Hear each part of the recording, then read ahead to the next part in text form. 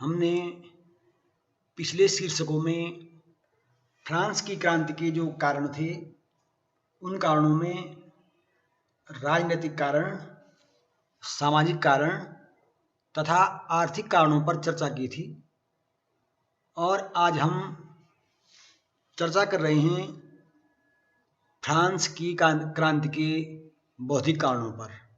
अर्थात 1789 ईस्वी में फ्रांस में जो क्रांति हुई उस क्रांति के पीछे जो बौद्धिक कारण थे उन कारणों पर हम चर्चा करेंगे। जो फ्रांसीसी क्रांति थी 1789 में जो क्रांति हुई, विद्वानों का मानना यह है कि जो 1789 में फ्रांसीसी क्रांति हुई उस क्रांति से पूर्व फ्रांस में एक दूसरी क्रांति हुई थी जिसे हम बौद्धिक क्रांति भी कहते हैं।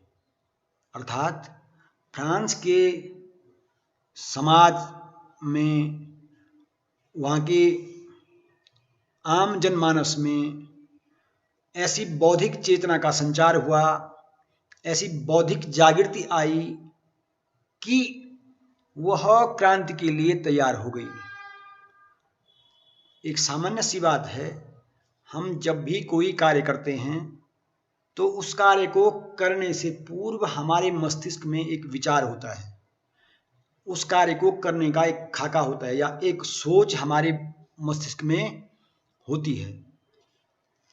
सामान्यतः आपने देखा होगा, जब हमारा मस्तिष्क हमें चलने की या कुछ भी कार्य करने की जब आज्ञा देता है तभी हम आगे उस कार्य को करने के लिए आगे बढ़ते हैं। तो इसी तरह जब फ्रांस का समाज बौद्धिक रूप से, मानसिक रूप से तैयार हो गया कि उसे परिवर्तन करना है और उसे परिवर्तन उसकी आवश्यकता है, ये बात जब फ्रांसीसी समाज में आ गई कि उन्हें किसी भी हालत में परिवर्तन करना है, जो फ्रांस की स्थिति है, चाहे वो राजनीतिक स्थिति हो, जो सामाजिक असमानता हो, आर्थिक भेदभाव हो, जो करों का अत्यधिक बोझ हो, इन सब के विरुद्ध जब फ्रांसीसी समाज के मस्तिष्क में यह बात बैठ गई कि उन्हें अब अत्याचारों का, इस दूषित कर प्रणाली का, ये भ्रष्ट न्याय व्यवस्था का, इस निरंकुश शासन का विरोध करना है, तो जब ये बातें उनके मस्तिष्क में गहराई से बैठ गई तो वो तभी परिवर्तन के लिए तैयार हुई। और इन कारणों को ही हम बौद्धिक कारण, या जो ये परिवर्तन फ्रांसीसी समाज के मस्तिष्क में आए, उनके बुद्धि स्तर में जो परिवर्तित हुआ, जो बौद्धिक जागृति उनमें आई, इसी को हम बौद्धिक क्रांति कहते हैं। इस बौद्धिक क्रांति का स्वरूप क्या था? दरअसल 18वीं सदी जो थी यूरोप में बौद्धिक जागृति और तर्क का युग थी। इस युग में संपूर्ण यूरोप में, ऐसा नहीं केवल फ्रांस में ही, लगभग संपूर्ण यूरोप में विभिन्न दार्शनिक हुए, महान दार्शनिक इस युग में संपूर्ण यूरोप में हुए, जिनमें जैसे ह्यूम, गिब्बन, रॉबर्टसन, ये इंग्लैंड में महान दार्शनिक हुए, जर्मनी में लेसिंग, कांट, गेटे, अमेरिका में बेंजामिन फ्रैंकलिन, और इसी तरह फ्रांस में मॉन्टेस्क्यू, वोल्टेयर, रूसो, डिदरो, क्वेसने आदि जो दार्शनिक हुए, इन दार्शनिकों ने अपने समाज को न केवल जागृत किया बल्कि तर्क और बुद्धि के आधार पर उन्हें उन तथ्यों से अवगत कराया, उन भेदभावों से अवगत कराया, उन सामाजिक असमानता के प्रति उनका ध्यान आकर्षित किया, उस दूषित निरंकुश शासन के दोषों से लोगों को परिचित कराया, और जिससे लोग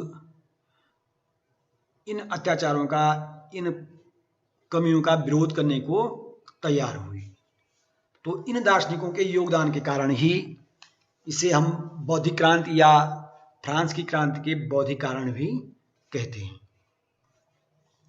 यूरोप में जो बौद्धिक जागृति आई या फ्रांस में जो बौद्धिक क्रांति हुई, इस क्रांति के पीछे कुछ महत्वपूर्ण विद्वानों का, कुछ राजनेताओं का मानना यह है, जिसे फेगुएट का मानना है कि जो फ्रांस के दार्शनिक थे, जो दार्शनिकों की जो आत्मा थी, वही क्रांति की आत्मा थी। अर्थात एक प्रकार से मानसिक रूप से फ्रांस के दार्शनिकों ने फ्रांस की जनता को क्रांति के लिए तैयार किया। जो नेपोलियन बोनापार्ट, जो कि एक राजवंश से संबंधित न होते हुए भी जिसने फ्रांस पर शासन किया और अपनी योग्यता से फ्रांस का सम्राट बना, जिसे फ्रांस में क्रांति का पुत्र भी कहा गया, तो नेपोलियन का मानना यह था कि यदि रूसो न होता तो क्रांति भी न होती। अर्थात नेपोलियन का यह विचार था कि यदि फ्रांस में रूसो न होता और रूसो ने फ्रांस की जनता को जागृत न किया होता तो संभवतः फ्रांस में क्रांति न होती। तो इस तरह कई विद्वानों का मानना यह है कि फ्रांस में जो 1789 में जो क्रांति हुई, उसके पीछे एक बहुत बड़ा कारण फ्रांस के दार्शनिकों का था। इन दार्शनिकों में एक महान दार्शनिक हुए मॉन्टेस्क्यू। मॉन्टेस्क्यू का जन्म 1689 ईस्वी में हुआ था। यद्यपि मॉन्टेस्क्यू का जन्म एक उच्च कुलीन वर्ग में हुआ था और उसने फ्रांस में वूर्दों विश्वविद्यालय से शिक्षा ग्रहण की और बाद में वह वकील बन गया। मॉन्टेस्क्यू जो फ्रांस की सर्वोच्च अदालत थी, जो सर्वोच्च न्यायालय था, पार्लिमा जिसको कहा जाता है, तो मॉन्टेस्क्यू पार्लिमा का भी न्यायाधीश रहा। स्वयं शासन की दृष्टि से मॉन्टेस्क्यू इंग्लैंड की शासन व्यवस्था से बड़ा प्रभावित था, क्योंकि इंग्लैंड में एक प्रकार से उदारवादी शासन था, जिसमें न्यायपालिका, कार्यपालिका और विधायिका को कुछ स्वतंत्रता उस युग में थी। तो इसलिए मॉन्टेस्क्यू इंग्लैंड की शासन व्यवस्था से बड़ा प्रभावित था। मॉन्टेस्क्यू ने इंग्लैंड की शासन व्यवस्था और वहाँ की जो संवैधानिक संस्थाएं थी उनका गहन अध्ययन किया था। मॉन्टेस्क्यू ने कई रचनाएं भी लिखी, जैसे उनकी एक पहली रचना थी पर्शियन लेटर्स, जो कि 1721 में प्रकाशित हुई।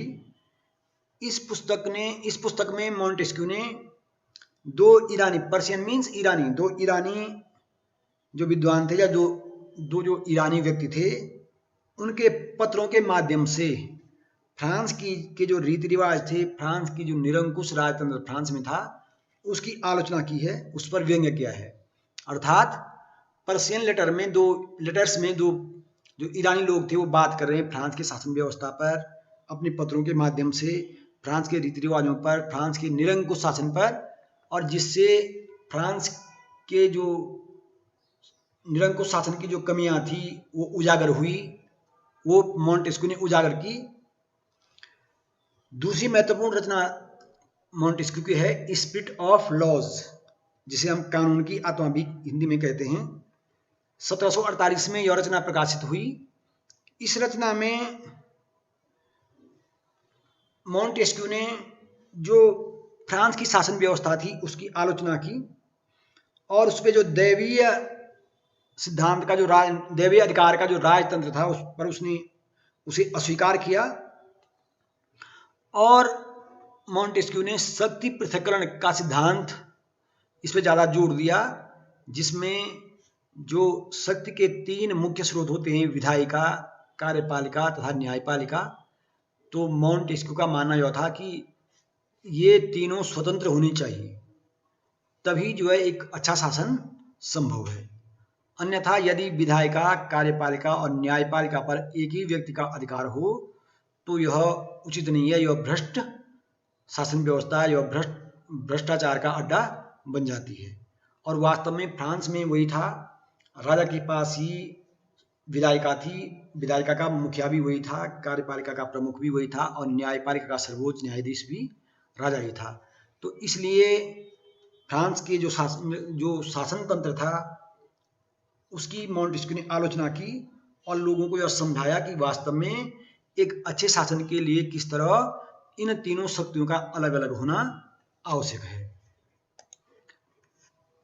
और इसका परिणाम यह हुआ कि मॉन्टेस्क्यू की जो शिक्षाएं थी, जो उसकी रचनाएं थी, जब फ्रांस के लोगों ने उनका अध्ययन किया तो उनसे फ्रांस में एक शासन के प्रति नई जागृति आई, लोगों की सोच बदली और कालांतर में लोग इस बात के लिए तैयार हो गए कि वास्तव में शासन में तीनों जो शक्तियां उनका अलग अलग होना आवश्यक है। दूसरा जो महत्वपूर्ण विद्वान हुआ, जो दार्शनिक हुए, वो हुए वोल्टेयर।